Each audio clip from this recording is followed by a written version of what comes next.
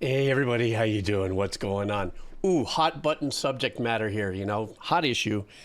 And but before I talk about it, I thought I'd dive into the history and then we'll get into some of the heavier stuff. But where I come from is this. I was a bartender for 10 years. And so I definitely was doing a backstroke in the soup of services to people at restaurants or bars. And so I'm coming from this particular position. But let's dive in, check the chapters below because there's going to be a few different breakdowns in the different conversations moving forward. First, let's talk about the word tip or tips. To Insure Prompt Service. It's kind of not, entomologists kind of have their not too sure of what that is. That's kind of what it's supposed to mean according to lore. But from what I understand, to tip is to pass along or pass forward or pass through. That conversation I'm not really enriched on, but that's kind of the scoop of it. You can look that up on your own. There's also another kind of a lore-ish thing that tips actually started with executions. So what's famous, at least visually, more contemporary, is the beheading of Anne Boleyn by King Henry VIII. Even in the movie, she gives a little pouch of gold to the executioner to ensure good service, except that service was final. It was also said that she actually paid for that guy to come out because he was an excellent swordsman. But anyhow, that too has been kind of the entomologists kind of go, yeah, no, but it's not associated with necessarily the tips we know now. So where did it come from? How did it start? It seems to be that, but during the same era of Anne Boleyn in the Tudor era, tipping actually started with the aristocrats who were actually giving a little bit extra to the servants to ensure anything from they show up on time. And then that kind of became a staple. The tipping attitude kind of bled into the 1800s of London's system of coffee houses. Also, the mom and pops kind of, mutton shop and ale, out in the urban areas and stuff. And that's the era when the mom and pops did own the restaurants and did do the cooking and the serving. So to get a little extra something, to have something passed along to you, so it would ensure maybe faster service or maybe a little extra bigger cut. It does, that kind of thing. The generosity with the expectation of something a little better. But here's where the big shift starts to happen. As aristocrats seemingly get to Europe and are hanging out with the European aristocrats, they're seeing what they're doing. They're like, hey, this is pretty cool. I like what they do there. They're giving a little bit. Maybe there's a little bit of an empathy to it as well. Tip those who are working hard and all that. So as history seems to go, as those richer Americans come back to America, they kind of start implementing that kind of service. But in America, there was a really big pushback to that. And that it seemed that the play on that is you further separate the class by that kind of action. You can look that up in depth. That's a little more heavier than I want to get into. So actually, there was a really big pushback. But uniquely, in the same timing of that, right after the Civil War, what happened is like the Pullman Company would allow slaves, ex-slaves, to work for them, but instead of giving them a wage, they'd function strictly off of tips, the porters and stuff.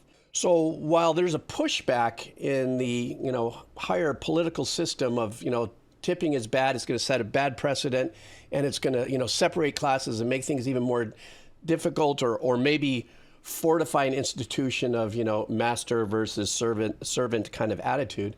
So much so that even though that was still kind of a battle going on, there were like 6 states in the early 1900s that actually put a law against it.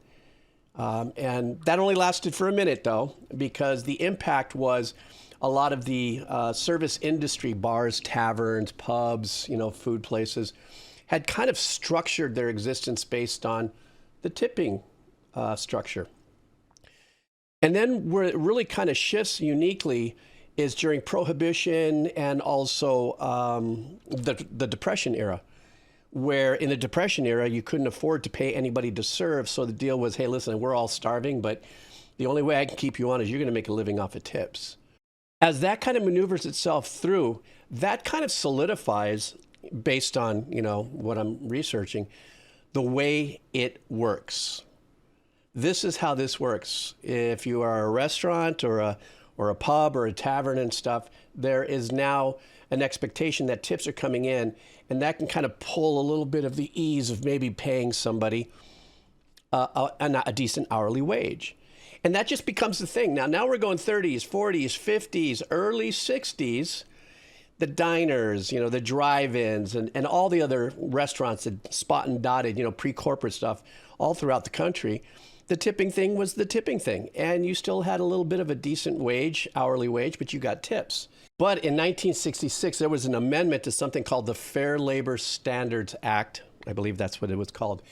And what that did was allowed owners of restaurants to fade the existing hourly wage. That was your minimum wage that the federal government guaranteed you based on a percentage of tips. So if you were making, 1966, maybe you're making $1.20 an hour, I don't know. But then now because of this new adjustment, now you're only maybe making 70 cents an hour. Remember, 1966 I'm talking about. That became a standard. So whenever restaurants moving forward are building their business models and how are they going to function in employment, they already realize they can factor in the fact that they don't have to pay their employees so much because of this amendment and this rule in the United States, which is our service industry, as far as our servers, bartenders, whatever, they're going to make less per hour because they're going to make more on their tips. So now let me put on my bartending hat. I do want to give just a little bit of my Obi-Wan wisdom. These are not the tipping days that it used to be. How did I get through getting stiffed? What I will tell you is, within my experience of being a server, how did I get around people that paid under? Like, they leave me a quarter. I'm like, bruh. But for me, how it worked out and it made sense was, I understand there's always going to be people, they don't believe in tipping or they don't tip a lot. They have their own anxieties on tipping. They don't believe it's something that should be done. They believe that the restaurants should be paying us fair wages. Whole different conversation. Maybe I'll talk about it here. Just check the chapters. Anyhow, so my only outreach as being in my mid-60s, have gone through the rinse cycle and actually find myself back, doing tours and stuff like that, that it's nice when you get that tip. And I feel like even when I do a great tour and I'm like, oh, I got nothing. What I really did get, though, at the end of the tour is that I did get compliments, but sometimes I'm like, bro, a hamburger's $14 here. I wouldn't mind having a hamburger or shave ice or something. But then I let that live in me for a second and I go, well, wait a second. Just the other day I made this much on a tour. So, so that I think as a server, we have to kind of adjust, or look at it, because the truth be told, in at least the restaurants, I believe the server industry is falling apart, not because of anything else than that times have just changed.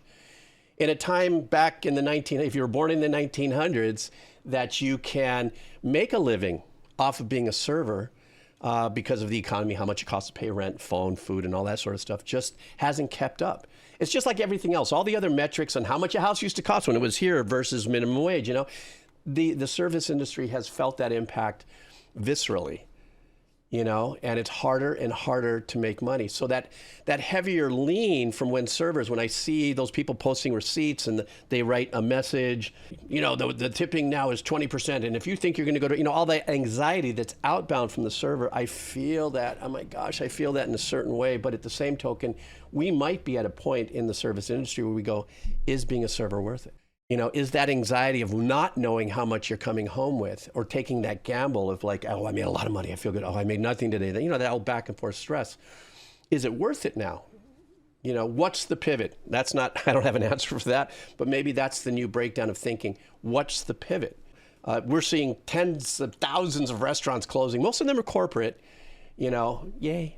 But not yay to the people who are losing the jobs. But I'm just saying that it's that corporate flex that's actually pressed a lot of today's situations on the front end people, the waiters, waitresses, having to take the heat from the public, when really, the truth be told, it's a new world out there, and the survivability of restaurants, even mom and pops and cafes and stuff like that. You're finding moms and pops that are surviving in this industry. It's because mom and pop is cooking and serving. And within the family, there are servers and stuff, and they're making that work. Whereas the corporate model doesn't allow that. They fix their incomes based on how little they can pay their employees and rely on the tipping. And then they say, well, it's the tipping fault and it's the customer's fault that you're not happy and you're not doing this. You know, that's a whole different conversation. I don't want to get into that because I'm only just seeing this, you know, watching the ant farm, and these are just my opinions. The anxiety, I believe, that everybody's feeling right now based on the economy is just exacerbated by the fact that we can share our experiences, obviously, on social media, whatever the case is. They're showing receipts, waiters and waitresses getting upset on how they're being treated, the anxiety of the world, and so on and so forth. If you're going to stay in this industry, and that's a decision that you're making, and I'm talking about more the younger people. Older people that are doing it have had to flex through a lot of things. Younger people, the barrier to entry is completely different, where you already walk in and understand you're only getting $1 an hour or $2 an hour, and you're going to make, you know, your money off the tips. I just think the whole restaurant industry rules of that nature is completely broken. They say, well, if we pay everybody $20 an hour, then how are we going to survive? And it just keeps going, right? Just punt that can down the line, right? That conversation down the line. You know, I find myself a lot of times, you know, I support lunch trucks out here. Like I go, they spin it around. And because of my nature of tipping 20 to 30% because of that. Now, lunch trucks, maybe a little bit different. Maybe I'll just go straight for the 15 or something. I just know that the mechanics of what's going on in there. That person spinning the thing is not driving a Mercedes. You know what I mean? The person cooking, the person that are in the back there. Even the owner, everyone's struggling. I have not been offended once by having that thing spun around. And then that other conversation was like, well, they're not doing any service. They're just doing this and doing that. It's something I don't want to engage in, because that's something that everybody personally on a personal level has to kind of boil down to the ridiculous for their own, you know, satisfaction. Behind the window, in front of the window. You know, the difference between that kind of, you know, you go to a coffee place, you know, and they spin it around. There used to be the tip jar. They took the tip jar away. So it forces you to do that. You know, so I don't know if that's a policy. You know, put the tip jar back out there. Let me take $2 and drop it in there. You know, for people who are frugal and they want to give you 20%, but they ran a $400 bill, but that 20% is going to be $60, 20, 40, 60, 80. I'm sorry. That's $80. That's going to be going against my interest rate on a credit card. Maybe I'd much rather give you 100. Now, in a restaurant, you can do that, right? Zero the tip, put in $100. Here you go. Anyhow, this has been a long rant here, and I, you know, this is that channel for me. I just kind of, even the way I've positioned it is not an angst and attacking kind of a thing. It's more of like, this is my evaluation of what's happening. Both sides, behind the window, in front of the window, sitting on the table, waiters, waitresses, bartenders, and service industry people here. You know, and when I say here too, you know, remember Hawaii, there's a lot of people, the valets, all the people that make, you know, that aloha money, you know how to mahalo somebody.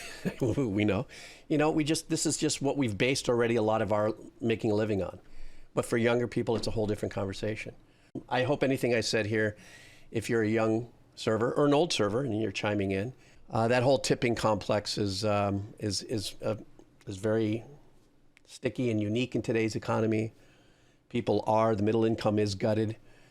People who are traveling or eating out and stuff, so that extra dollar and that extra thing because gas is $5, you know, it just all circles back. So what it really becomes is, as a server, as a person who makes a living off of that, how are you going to adjust your way at looking at things so that you can survive with that anxiety and make it work for you?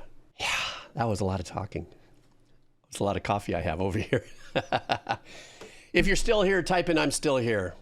Thanks for hanging out. See ya.